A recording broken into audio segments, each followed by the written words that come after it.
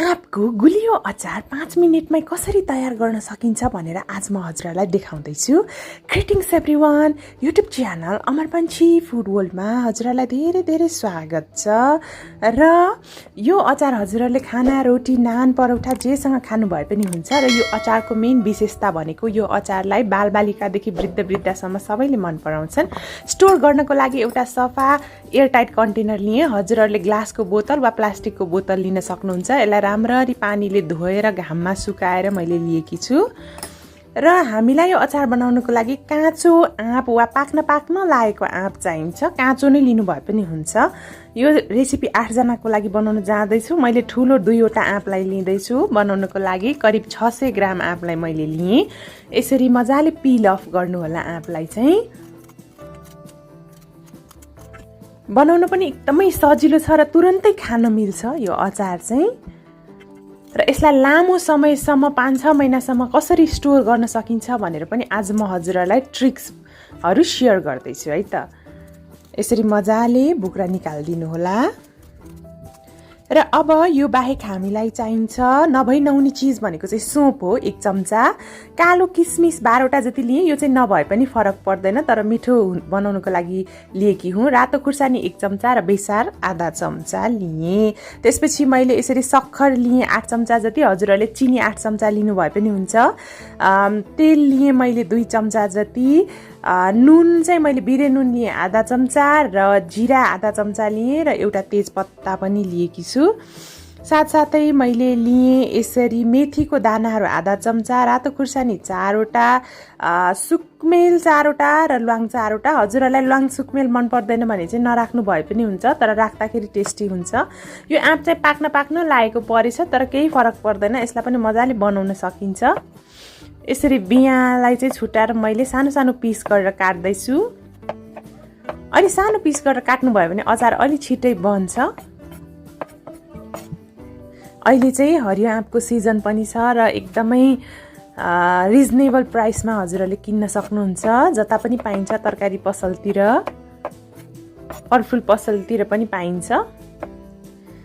र यसरी मजाले काटेर मैले तयार गरेँ। र एउटा प्यानमा 2 चम्चा तोरीको तेल मैले तताएँ। हजुरहरूले जुनै तेलमा बनाउनु भए पनि हुन्छ। र त्यसपछि तेजपत्ता एउटा र मेथीलाई राखेँ मैले। तेल तातिसकेपछि र त्यसपछि यसलाई हल्का गोल्डन ब्राउन नहुन्जेल हामीले यसरी भुट्नुपर्छ।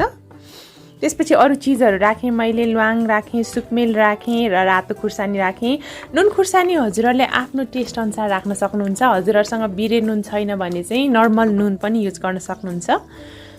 र त्यसपछि मैले राखेँ सोपलाई यसरी 1 चम्चा है।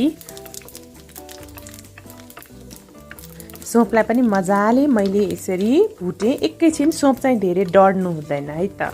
र त्यसपछि यतिको भइसकेपछि अरू चिजहरू पनि म थप्दैछु। रातो खुर्सानी टेस्ट अनुसार राख्नु होला। मैले 1 चम्चा जति राखेँ। बेसार राखेँ आधा चम्चा है। अनि त्यसपछि सक्खरलाई राख्नुपर्छ। सक्खर चाहिँ आफै पग्लिन्छ, त्यही भएर ग्यासको फ्लेमलाई चाहिँ लो फ्लेममा राखिदिनु होला। यो आफै पग्लिन थाल्छ। चिनी नै युज गर्नु भए पनि हुन्छ, तर स्वास्थ्यको लागि चाहिँ सक्खर अलिकति राम्रो हुन्छ हामीलाई। र सक्खरमा चाहिँ चिनीमा भन्दा क्यालोरी पनि अलिकति कम हुन्छ। त्यही भएर मोटोपनको समस्या छ भने चाहिँ सक्खर नै युज गर्नुभए हुन्छ। यतिको पग्लिन थालिसकेको छ। राम्ररी पगाल्नुपर्छ है त यसलाई। त्यसपछि अब यसमा जिराको धुलो पनि राखेँ थोरै। र यसरी बिरे नुन पनि युज गरेँ मैले। र कालो किसमिस पनि राखिदिएँ। हजुरहरूले यसमा चाहिँ भरपुर मात्रामा नरिवल कोरेर पनि हाल्न सक्नुहुन्छ। एकदम टेस्टी हुन्छ। मैले चाहिँ नरिवल हालिनँ यसमा। एकैछिन पकाउनु होला। गुड पाक्यो भने मात्रै मिठो हुन्छ। र यतिको पाकिसकेपछि अचारलाई लामो समयसम्म टिकाउनुको लागि मैले यसरी 2-3 चम्चा भेनिगर राख्दैछु। भेनिगर राख्यो भने चाहिँ अचार हत्तपत्त बिग्रँदैन हाम्रो। र मजाले यसलाई एकैछिन पकाउनु होला। हेर्नुहोस् है त। त्यसपछि आँपलाई पनि राखिदिएँ मैले यसरी। बिस्तारै हल्कासँगले चलाउन सुरु गर्नुभए पनि हुन्छ। यो अचार चाहिँ हामीले कम्तीमा पनि यो आँप राखिसकेपछि पानी आधा कप जति हाल्छौँ। कम्तीमा पनि 10 मिनट जति चाहिँ मजाले पकाउनुपर्छ है, भित्रैसम्म गुलियो पस्नको लागि। यसरी आधा कप पानी थपेर हामीले 10 मिनट मजाले पकाउनुपर्छ। जति धेरै पकाउनु भयो त्यति टेस्टी हुन्छ र लामो समयसम्म बिग्रँदैन। यसमा मैले तेल एकदमै कम मात्र युज गरेकी छु, 2 चम्चा। मजाले यसलाई पाक्न दिनु। यो पाक्यो कि पाकेन भनेर कसरी चेक गर्ने भनेर पनि हजुरहरूलाई म सेयर गर्दैछु।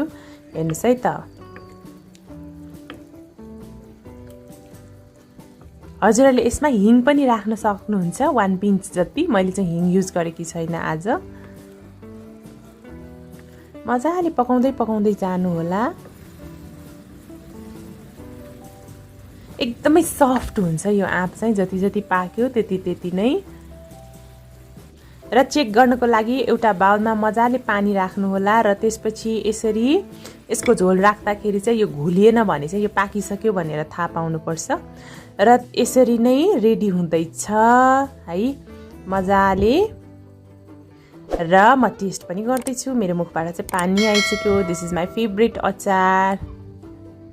हजुरहरूले पनि आफ्नो किचनमा ट्राई गर्नुहोला है त। एकदमै टेस्टी बनेको छ।